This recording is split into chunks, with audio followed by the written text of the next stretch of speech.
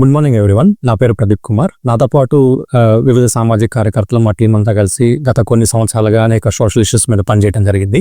జగన్మోహన్ రెడ్డి గారు అధికారంలోకి వచ్చిన తర్వాత మన రాష్ట్రంలో ప్రతి నియోజకవర్గంలో ఒక ప్రభుత్వ మెడికల్ కాలేజీని నిర్మించడానికి చర్యలు తీసుకున్నారు. ఈ దిశగా మన రాష్ట్రంలో నూతనంగా 17 మెడికల్ కాలేజెస్ ని నిర్మించడానికి జగన్మోహన్ రెడ్డి గారు నిర్ణయం తీసుకొని కొన్ని పూర్తి చేశారు, కొన్ని పనులు ప్రారంభించినాయి, కొన్ని ఇంకా ప్రారంభ దశలోనే ఉన్నాయి. సో ఈ 17 మెడికల్ కాలేజెస్ వచ్చేసరికి కొన్ని నాబార్డు నిధులతో నిర్మించడం జరుగుతుంది, కొన్ని కేంద్ర ప్రభుత్వం ఇచ్చే నిధులతో నిర్మించడం జరుగుతుంది, కొన్ని కేంద్ర ప్రత్యేక సహకారంతో నిర్మించడం జరుగుతుంది. సో టూకీగా ఈ 17 మెడికల్ కాలేజ్ వచ్చేసరికి నాబార్డు నిధులతో కట్టబోయే కాలేజీలు ఏమనగా విజయనగరం, మార్కాపురం, మదనపల్లి, పులివెందుల, అదోని, నర్సీపట్నం, అమలాపురం, పాలకొల్లు, బాపట్ల, పెనుగొండ, పార్వతీపురం ఇవన్నీ నాబార్డు నిధులతో. కేంద్ర ప్రభుత్వం నిధులతో నిర్మించే కాలేజీలు అంటే ఇవి centrally sponsored scheme CSS scheme ద్వారా 60% వచ్చేసరికి కేంద్ర ప్రభుత్వ సహకారం అందించింది, మిగతా 40% వచ్చేసరికి రాష్ట్ర ప్రభుత్వ నిధులతో కట్టడం జరుగుతుంది. అదే నార్త్ ఈస్టర్న్ స్టేట్స్, అదే స్పెషల్ స్టేటస్ ఉన్న స్టేట్స్కి అయితే 90% వచ్చేసరికి కేంద్ర ప్రభుత్వ నిధులు ఇవ్వడం జరుగుతుంది, మిగతా 10% స్టేట్ గవర్నమెంట్ ఇవ్వడం జరుగుతుంది. సో ఇలా సిఎస్ఎస్ స్కీమ్ లో భాగంగా 3 కాలేజెస్ పాడేరు, మచిలీపట్నం, పిడుగురాళ్ళు ఈ స్కీమ్ లో భాగంగా నిర్మించడం జరుగుతుంది. అలాగే కేంద్ర ప్రభుత్వ ప్రత్యేక సహకారంతో రాజమండ్రి, ఏలూరు, నంద్యాల సో ఈ 3 కాలేజెస్ ని నిర్మించడం జరుగుతుంది. టోటల్ గా 17 మెడికల్ కాలేజెస్ ని నిర్మించాలని చెప్పి జగన్మోహన్ రెడ్డి గారు నిర్ణయం తీసుకున్నారు. 2023 సంవత్సరం జూలై 19వ తారీఖున ఇచ్చినటువంటి జీవో 107/108 వల్ల మెడికల్ విద్యార్థులు ఎలా నష్టపోతున్నారో పూర్తి వివరాలు చర్చిద్దాం.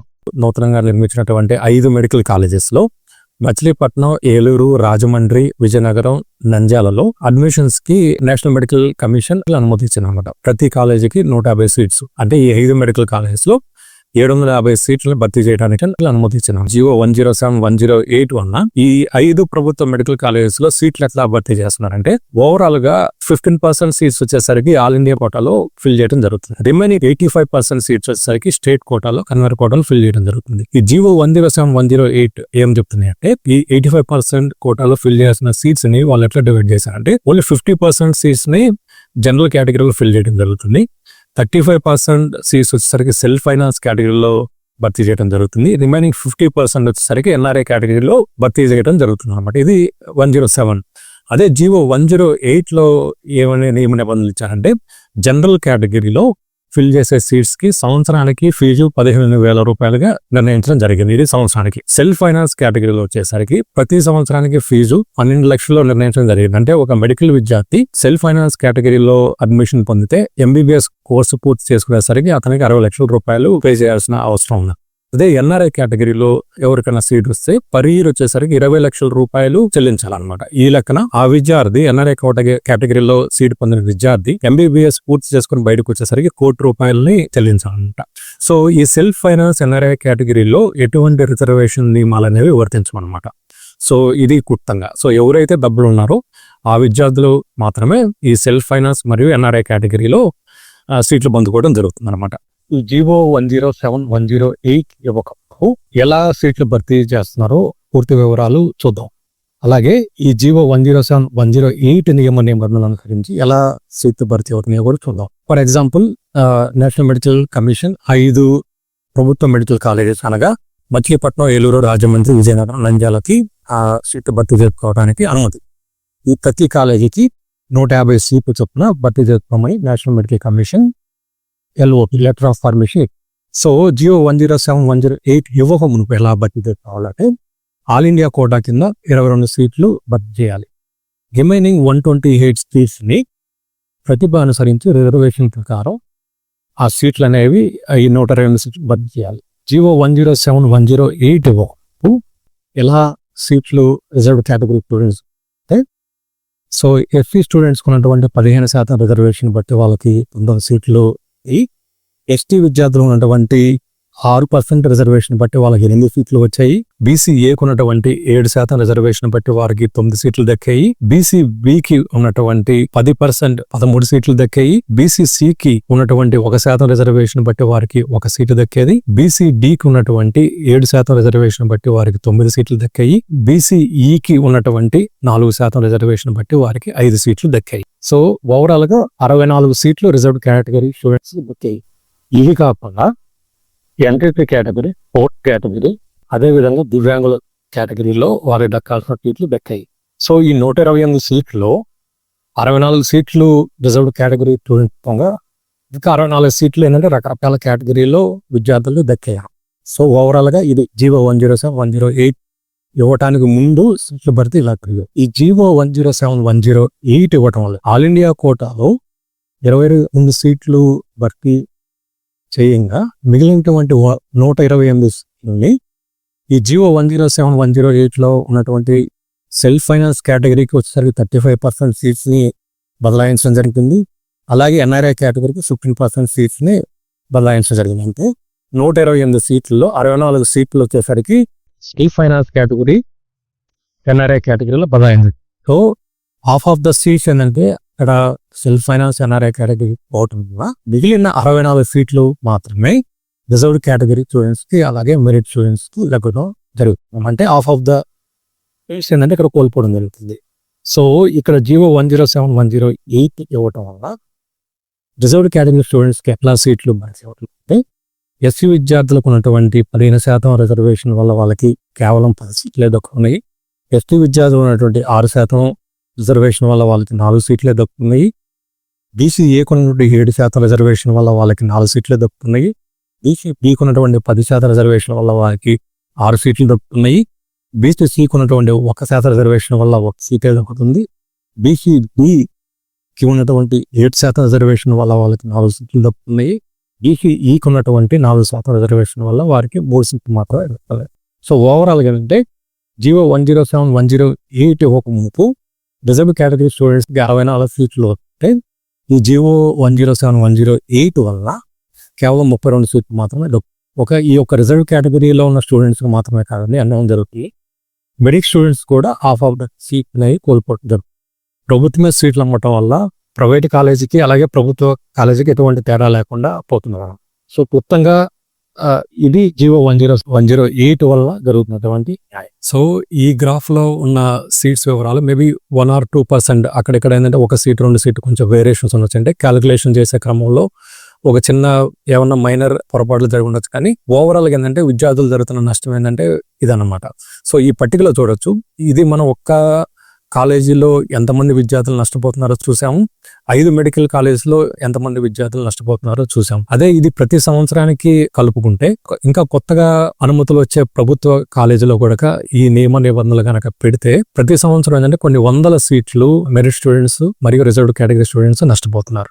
అదే విధంగా ఇదే విషయమై ఎన్టీఆర్ హెల్త్ యూనివర్సిటీకి చాలా ఆర్టీఎల్ ఫైల్ చేయడం జరిగింది. ఎలా ఈ జీవో 107, 108 వల్ల విద్యార్థులు నష్టపోతున్నారు, సో ఇన్ డీటెయిల్ గా వాళ్ళకి ఎట్లా సీట్స్ అలాట్ అవుతున్నాయి అని చెప్పి వాళ్ళు అడగంగా వాళ్ళు ఆర్టీఐకి రిప్లై ఇచ్చారు. సో అందులో ఇంకా డీటెయిల్ గా ఉందన్నమాట. అంటే ప్రతి కేటగిరీలో జనరల్ కోటాలో ఎలా సీట్స్ ఫిల్ అవుతున్నాయి, అలాగే ఉమెన్ కోటాలో ఎలా ఫిల్ అవుతున్నాయి, అన్ని ఏంటంటే బీసీఏ, బీసీడీఈ అన్ని వర్గాలకి ఎలా సీట్స్ అలాట్ అవుతున్నాయని చెప్పి పూర్తి వివరాలు వాళ్ళ ఆర్టీఐ వివరాలు అందించడం జరిగింది. సో స్క్రీన్ మీద అన్ని వివరాలు చూడొచ్చు అనమాట. ఈ జీవో 107, 108 నియమ నిబంధనల వల్ల విద్యార్థులు ఎలా నష్టపోతున్నారో ప్రతి రాజకీయ పార్టీ ఈ జీవోని ఎట్టి పరిస్థితులు అమలు చేయకుండా ఈ రిజర్వేషన్ నియమ నిబంధనలు ఈ విరుద్ధంగా ఇచ్చినటువంటి జీవోని క్యాన్సిల్ చేయమని చెప్పి అనేక నిరసన కార్యక్రమాలు చేయడం జరిగింది. రాజకీయ పార్టీలు, ప్రజా సంఘాలు, దళిత సంఘాల నాయకులు, విద్యార్థి సంఘాలు అందరూ ఈ జీవో 107, 108 క్యాన్సిల్ చేయాలని చెప్పి, రద్దు చేయాలని చెప్పి అప్పుడు ఉన్నటువంటి జగన్మోహన్ రెడ్డి గారికి చాలా సార్లు వినతిపత్రాలు ఇవ్వడం జరిగింది. అనేక నిరసన కార్యక్రమాలు చేయడం జరిగింది అనమాట. కూటమి ప్రభుత్వంగా ఏర్పడక ముందు నారా లోకేష్ గారు అలాగే పవన్ కళ్యాణ్ గారు వివిధ రాజకీయ పార్టీలు అనేక సందర్భాల్లో ఈ జీవో 107, 108 క్యాన్సిల్ చేయాలని చెప్పి పిలుపునిచ్చారు. యోగలం సభలో నారా లోకేష్ గారు, ఇప్పుడు ఉన్నటువంటి ప్రస్తుత విద్యాశాఖ మంత్రి శ్రీ నారా లోకేష్ గారు, కూటమి ప్రభుత్వం అధికారంలోకి వచ్చినటువంటి 100 రోజుల్లో జీవో 107, 108 రద్దు చేసి ఆ సీట్లన్నీ పేద బడుగు బలహీన వర్గాలకి చెందినట్టుగా నేను నిర్ణయం తీసుకుంటానని చెప్పి ప్రామిస్ చేయడం జరిగింది. ఒక్క నిమిషం చెల్లెమ్మా, ఇక్కడ చెప్పమ్మా చెల్లె, ప్రభుత్వం మెడికల్ సీట్లు ఏ రాష్ట్రంలో లేని విధంగా 50% అమ్మకానికి పెట్టారు. ప్రతిభ ఉన్న పేదవాడు డాక్టర్లు కాలేరా? ఈ ప్రభుత్వం అధికారంలోకి వచ్చిన తర్వాత మొదటిసారి ప్రభుత్వమే ఏకంగా మెడికల్ సీట్లు అమ్మే పరిస్థితి తీసుకొచ్చారు. రేపు తెలుగుదేశం పార్టీ అధికారంలోకి వచ్చిన వెంటనే నిరుపేదలకి మళ్ళీ ఆ మెడికల్ సీట్లు మేము అందజేస్తాము. ఈ జియో ఏదైతే ప్రభుత్వం తీసుకొచ్చిందో మొదటి 100 రోజుల్లో రద్దు చేసే బాధ్యత మీ లోకేష్ తీసుకుంటారని ఈ సభాముఖంగా నేను నీకు హామీ ఇస్తున్నాను. అలాగే మన ఉప ముఖ్యమంత్రి పవన్ కళ్యాణ్ గారు కూడా జియో 107, 108 వల్ల ఎలా విద్యార్థులు నష్టపోతున్నారు అనేక సందర్భాల్లో పూర్తి వివరాలు అందించి దాన్ని ఖండించడం జరిగింది. అప్పుడు ఉన్నటువంటి ప్రభుత్వానికి జియో 107, 108ని రద్దు చేయాలని చెప్పి కూడా కోరటం జరిగింది. జగన్ మెడికల్ కాలేజీల సీట్లు కూడా అమ్మేసుకుంటారు. అంటే కేంద్ర ప్రభుత్వం అదనంగా సీట్లు ఇస్తే ఆ సీట్లని తెలంగాణ వాళ్ళు అన్ని వర్గాలకు ఇచ్చేస్తా ఉంటే వీళ్ళు మటుకు సీట్ని అమ్మేసుకుంటా ఉన్నారు. చాలా దురదృష్టకరం.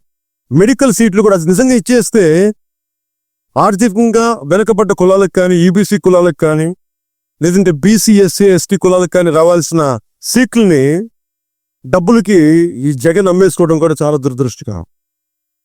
ఇది కూడా ఒకసారి మీడియా వాళ్ళందరూ కూడా దీని మీద దృష్టి పెట్టారు. ఇప్పటికీ కూటమి ప్రభుత్వం వచ్చి 8 నెలలు అవుతున్నా కానీ వాళ్ళు ఇచ్చిన వాగ్దానాన్ని ఇప్పటి వరకు నెరవేర్చలేదు. సో ఈ సంవత్సరం కూడా అడ్మిషన్స్ ని ఈ జియో 107, 108 రూల్స్ ని ఫాలో అయ్యే భర్తీ చేయడం జరిగింది. దీనివల్ల విద్యార్థులు సీట్లు నష్టపోయారు. అదేవిధంగా ఈ సెల్ఫ్ ఫైనాన్స్ కేటగిరీ, ఎన్ఆర్ఐ కేటగిరీలో ఉన్న విద్యార్థులు ఇట్లా లక్షల ఫీజు కట్టి వాళ్ళు ప్రవేశాలు పొందడం జరిగింది. సో ఈ జియో 107, 108 రద్దు చేయాలని చెప్పి స్టూడెంట్స్ ఆల్రెడీ మన గౌరవ ఆంధ్రప్రదేశ్ హైకోర్టులో రిట్ పిటిషన్స్ వేయడం జరిగింది. 2023వ సంవత్సరంలో రిట్ పిటిషన్ నెంబర్ 20137, 20384 ఈ 2 రిట్ పిటిషన్లు 2023 సంవత్సరంలో కొంతమంది విద్యార్థులు హైకోర్టులో వేయడం జరిగింది. దాని వాయిదా వచ్చేసరికి మరలా జూన్ నెల 26వ తారీఖు 2025 సంవత్సరంలో మళ్ళీ దాన్ని వాయిదా వేయడం జరిగింది. కూటమి ప్రభుత్వం అధికారంలోకి వచ్చిన తర్వాత ఈ కేసు విచారణ జరిగేటప్పుడు జూలై 12, 2024 హైకోర్టు ఏం చెప్పారంటే, జగన్మోహన్ రెడ్డి గారు ఏదైతే ఈ జియో 107, 108 నిబంధనల్ని అవే మేము ఫాలో అవుతున్నాం, వాటిని ఇప్పట్లో రద్దు చేసే ఆలోచన లేదు అని హైకోర్టు చెప్పడం జరిగింది. అంటే ఇక్కడ మీరు స్పష్టంగా చూడొచ్చు, ఎన్నికల వాగ్దానంలో జియో 107, 108 100 రోజుల్లో క్యాన్సిల్ చేస్తామని చెప్పి అధికారంలో వచ్చినటువంటి కూటమి ప్రభుత్వ నాయకులు ఇప్పుడైతే ఈ జియో 107, 108 రద్దు చేయడానికి ఎటువంటి నిర్ణయం తీసుకోలేదు. సో నాతో పాటు అనేక మంది సోషల్ యాక్టివిస్ట్ గత జగన్ గారి ప్రభుత్వంలోనే national commission for schedule caste వారికి, అలాగే national commission for schedule tribes వారికి, national commission for backward classes వారికి కంప్లైంట్ చేయడం జరిగింది. అదేవిధంగా ministry of social justice and empowerment వరకు కూడా దీని గురించి రిప్రజెంటేషన్ ఇవ్వడం జరిగింది. సదవాల గారికి ఇచ్చిన రిప్రజెంటేషన్ ని మన ఆంధ్రప్రదేశ్ సోషల్ వెల్ఫేర్ డిపార్ట్మెంట్ వారికి పంపించి దీని మీద పూర్తి వివరాలను అందేయమని కోరింది. సోషల్ వెల్ఫేర్ డిపార్ట్మెంట్ వారు మన మెడికల్ హెల్త్ డిపార్ట్మెంట్ వారికి ఈ యూఓ నోట్ ని ఫార్వర్డ్ చేసి వివరాలు పంపేయమని అడగడం జరిగింది. దాని గురించి ఎటువంటి వివరాలు ఇప్పటి వరకు అయితే బయటికి రాలేదు. అదేవిధంగా national commission for schedule cost వారు ఇప్పటికీ మన ఆంధ్రప్రదేశ్ ప్రభుత్వానికి ఆల్మోస్ట్ 3 సార్లు నోటీసులు ఇచ్చి దీని మీద యాక్షన్ టేకన్ రిపోర్ట్ పూర్తి వివరాలు సమర్పించమని కోరినప్పటికీ ఇప్పటి వరకు ఎటువంటి చర్యలు తీసుకోలేదు. కానీ national commission for schedule tribes వారికి ఇచ్చినటువంటి ఫిర్యాదుని వారు స్వీకరించి అప్పట్లోనే జగన్మోహన్ రెడ్డి గారి ప్రభుత్వంలో చీఫ్ సెక్రటరీ గారికి నోటీసులు ఇవ్వడం జరిగింది. ఈ జియో 107, 108 వల్ల విద్యార్థులు ఎలా నష్టపోతున్నారు పూర్తి వివరాలు సమర్పించమని అడగడం జరిగింది. సో ఆగస్టు 6, 2024 సంవత్సరంలో ఢిల్లీలో నేషనల్ కమిషన్ షెడ్యూల్ ట్రైబ్స్ వారి కార్యాలయంలో ఈ కంప్లైంట్ గురించి విచారణ చేయడం జరిగింది. సో మన ఆంధ్రప్రదేశ్ రాష్ట్ర ప్రభుత్వం నుంచి director of medical education director Narasimham గారు, అలాగే డిప్యూటీ డైరెక్టర్ అప్పారావు గారు ఆ విచారణకు హాజరవడం జరిగింది. సో ఆ విచారణ నేను కూడా హాజరవడం జరిగింది. సో అప్పుడు ఉన్నటువంటి national commission for schedule tribe member Jatoth Hussain Naik గారు ఈ ఫిర్యాదులో ఉన్నటువంటి అన్ని అంశాలను పరిశీలించి అప్పుడు ఉన్నటువంటి విచారణలో హాజరైనటువంటి అధికారులని ఎందుకు ఈ జీవో ఇవ్వడం జరిగింది, దాని పరిణామాలన్నీ అడిగి ఈ జీవో వలన షెడ్యూల్ ట్రైబ్స్ విద్యార్థులు చాలా నష్టపోతున్నారు, దయచేసి దీన్ని ఇంప్లిమెంట్ చేసే విధానాన్ని ఒకసారి పునరాలోచించుకోవాల్సిగా పోవటం జరిగింది. ఆగస్టు 6, 2024 అదే రోజు జరిగినటువంటి కేబినెట్ సమావేశంలో గౌరవ ముఖ్యమంత్రి చంద్రబాబు నాయుడు గారు మెడికల్ అధికారులకి ఏమని చెప్పారంటే గుజరాత్కి వెళ్ళి అక్కడ ఫాలో అవుతున్నటువంటి పబ్లిక్ ప్రైవేట్ పార్ట్నర్షిప్ మోడల్ని స్టడీ చేసి దాన్ని మన ఆంధ్రప్రదేశ్ రాష్ట్రంలో ఇంప్లిమెంట్ చేయడానికి ఉన్న అవకాశాలను పరిశీలించాల్సిందిగా కోరటం జరిగింది అనమాట. సో ఇప్పుడు ఈ టూకీగా పబ్లిక్ ప్రైవేట్ పార్ట్నర్షిప్ మోడల్ ఏంటంటే, ఫర్ ఎగ్జాంపుల్ ఒక డిస్ట్రిక్ట్ హెడ్ క్వార్టర్ ఉన్నటువంటి హాస్పిటల్ ఉందంటే జిల్లా ప్రధాన ఆసుపత్రి, అది రిఫరల్ హాస్పిటల్ కావచ్చు, లేకపోతే జిల్లా ప్రధాన ఆసుపత్రిని అదే విధంగా ఆ జిల్లాలో ఉన్నటువంటి మెడికల్ కాలేజీకి అనుసంధానం చేయడం జరుగుతుంది అనమాట. సో ఆ మెడికల్ కాలేజ్ ఏంటంటే పూర్తిగా ప్రైవేట్ వ్యక్తులకు ఇవ్వడం జరుగుతుంది. దాన్ని ఏంటంటే ఈ మెడికల్ కాలేజీకి అనుసంధానం చేసి కంప్లీట్గా ఏంటంటే ఈ ప్రైవేట్ వ్యక్తులు అది depend on the public private partnership model ఉన్న rules and regulations between government and the private partner.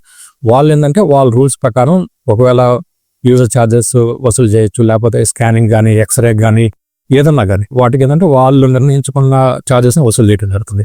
Maybe half of the staff వచ్చేసరికి గవర్నమెంట్ ఉంటుంది, హాఫ్ ఆఫ్ ద స్టాఫ్ వచ్చేసరికి ప్రైవేట్ ప్లేయర్స్ చేతిలో ఉంటుంది అనమాట. సో ఇట్లాంటి మోడల్ని స్టడీ చేయమని చెప్పి మెడికల్ అధికారులు పోవడం జరుగుతుంది. గుజరాత్లో ఉన్నటువంటి మొత్తం సుమారుగా 40 మెడికల్ కాలేజెస్ ఉంటే కేవలం 6 మెడికల్ కాలేజెస్ మాత్రమే స్టేట్ ఫండెడ్ మెడికల్ కాలేజెస్. మిగిలిన 13 మెడికల్ కాలేజెస్ వచ్చేసరికి Gujarat medical education and research society వారి ఆధ్వర్యంలో నడబడుతున్నాయి. ఇవన్నీ ఏంటంటే సెల్ఫ్ ఫైనాన్స్డ్ ఇన్స్టిట్యూషన్స్ అనమాట. సో ఈ గుజరాత్ మోడల్లో ఎలా ఉందంటే ఈ 6 మెడికల్ కాలేజెస్లో వచ్చేసరికి అందులో గవర్నమెంట్ కోటాలో ఫీజు వచ్చేసరికి సంవత్సరానికి 25,000 రూపాయలు. ఈ మిగిలిన 13 సెల్ఫ్ ఫైనాన్స్ ఇన్స్టిట్యూషన్లో వచ్చేసరికి 3 కేటగిరీస్లో ఫీజు ఉంది. అందులో వచ్చేసరికి గవర్నమెంట్ కోటాలో వచ్చేసరికి పర్ ఇయర్ వచ్చేసరికి 3.75 lakhs, మేనేజ్మెంట్ కోటాలో వచ్చేసరికి 12 లక్షల రూపాయలు, అదే ఎన్ఆర్ఐ కోటాలో వచ్చేసరికి $25,000 ప్రతి సంవత్సరానికి పే చేయాల్సి వస్తుంది అనమాట. ఈ ఫీజెస్ అన్ని 3.7 lakhs ఫీజు కావచ్చు, 12 లక్షలు కావచ్చు, $25,000 కావచ్చు, ప్రతి సంవత్సరానికి కట్టవలసిన ఫీజు. ఇప్పుడు $25,000 అంటే ఇప్పుడున్న $1 $86 వేసుకుంటే అరౌండ్ 21 లక్షల రూపాయలు ప్రతి సంవత్సరం స్టూడెంట్ ఈ కేటగిరీలో కనుక సీట్ పొందితే గవర్నమెంట్కి పే చేయాల్సి వస్తుంది అనమాట. సో ఇట్లాంటి మోడల్ని మన ఆంధ్రప్రదేశ్ రాష్ట్రంలో ఇంప్లిమెంట్ చేస్తే ఎంతమంది SC, ST, BC, minority students ఇట్లాంటి ఫీజుల్ని భరించి వాళ్ళు మెడికల్ చదువుని కొనసాగించగలరో ఒకసారి కూటమి ప్రభుత్వ పెద్దలు కూడా ఆలోచించాలి. సో ఓవరాల్గా ఏంటంటే ఈ జీవో 107/108 వల్ల జరుగుతున్నటువంటి నష్టం ఇదనమాట. సో గౌరవనీయులు ఆంధ్రప్రదేశ్ విద్యాశాఖ మంత్రి లోకేష్ గారు, అలాగే ఆంధ్రప్రదేశ్ ఉప ముఖ్యమంత్రి పవన్ కళ్యాణ్ గారు, సత్యకుమార్ గారు, సార్ మీరు కూటమి ప్రభుత్వం అధికారంలోకి వచ్చేటప్పుడు మీరు ఎలక్షన్ సభల్లో మీ ప్రభుత్వం అధికారంలోకి వచ్చినటువంటి 100 రోజుల్లోనే 107/108ని మీరు క్యాన్సిల్ చేస్తామని చెప్పారు. ఆ దిశగా ఇప్పటి వరకు ఎటువంటి చర్యలు తీసుకోలేదు. అలాగే కూటమి ప్రభుత్వం వచ్చి ఇప్పటికీ 8 నెలలు అవుతున్నా కానీ మీ వాగ్దానం నెరవేర్చుకోలేదు. దయచేసి మెడికల్ విద్యార్థులకు అన్యాయం చేసినటువంటి జీవో 107/108ని అతి త్వరలో క్యాన్సిల్ చేస్తారని చెప్పి మేము నమ్ముతున్నాం. దయచేసి మా విజ్ఞప్తిని కూడా మీరు పరిగణలో తీసుకోవాల్సిందిగా కోరుతున్నాం. సో నెక్స్ట్ వీడియోలో వచ్చేసరికి ఈ పబ్లిక్ ప్రైవేట్ పార్ట్నర్షిప్ మోడల్ గురించి ఇంకా పూర్తిగా వివరాలు తెలుసుకుందాం. ఈ పబ్లిక్ ప్రైవేట్ పార్ట్నర్షిప్ మోడల్ ఎట్లాగా ఈ జీవో 107/108 తర్వాత ఎట్లా గవర్నమెంట్ ఈ మెడికల్ కాలేజెస్ని పూర్తిగా ప్రైవేట్ పరం చేసే విధంగా ఎటువంటి చర్యలు తీసుకుందో ఆ వీడియోలో వివరాలు తెలుసుకుందాం.